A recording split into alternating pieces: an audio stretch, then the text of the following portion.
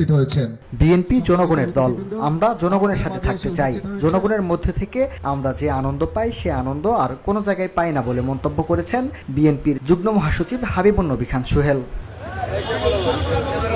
শুক্রবার পল্লবীতে জাতীয়তাবাদী স্বেচ্ছাসেবক দলের সিনিয়র সহসভাপতি ইয়াসিন আলী আয়োজিত এক ইফতার মাহফিলে প্রধান অতিথির বক্তব্যে তিনি এসব কথা বলেন। বিএনপি হচ্ছে জনগণের দল, আমরা জনগণের সাথে থাকতে চাই। জনগণের মধ্যে থেকে আমরা যে আনন্দটা পাই সেই আনন্দ আমরা কোনো জায়গায় পাই না।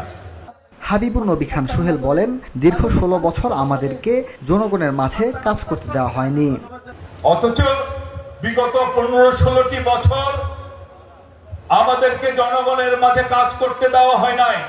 আমরা চাইলেই আপনাদের এইভাবে সাথে নিয়ে আমরা ইফতার করতে পারি নাই।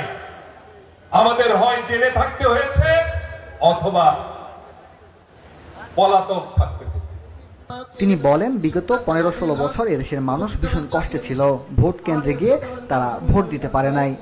বিগত 15-16 বছর এদেশের মানুষ ভীষণ কষ্টে ছিল। ভোট কেন্দ্রে গিয়ে তারা ভোট দিতে পারে নাই। নানা রকম অত্যাচার অবিচার তাদের উপর চালানো হয়েছে। কোন অন্যায়ের বিরুদ্ধে কথা বললেই পুলিশ এসে ধরে নিয়ে গেছে।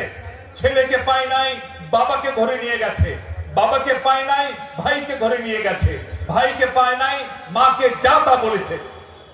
এই পল্লবী এলাকায় এরকম ঘটনা বহু ঘটেছে, আমি জানি। তিনি আরো বলেন, ষড়যন্ত্র চলছে বিএনপির বিরুদ্ধে। জনগণের পক্ষে থাকি এবং বিদেশিদের দালালি করি না, এজন্য আমাদের বিরুদ্ধে ষড়যন্ত্র চলছে।